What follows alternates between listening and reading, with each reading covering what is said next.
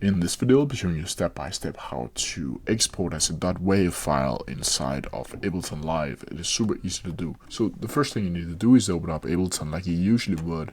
Then from here you need to go up to Files and down to Export Audio/Video. You can also click Ctrl+Shift+R on your keyboard. Then from here you need to select the render track, and you can either choose main, all individual tracks, or select tracks only. Then you can add a render start, a render length, and all of these settings. Then from here you need to go down to file type and change it from either what it is already to a .wav file.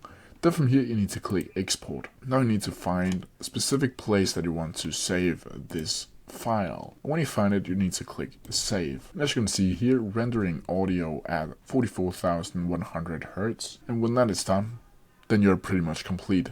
And that's how I do it. If you have any questions about it, please leave them down in the comment section below, and I'll try my best to answer them as quickly as possible. See ya!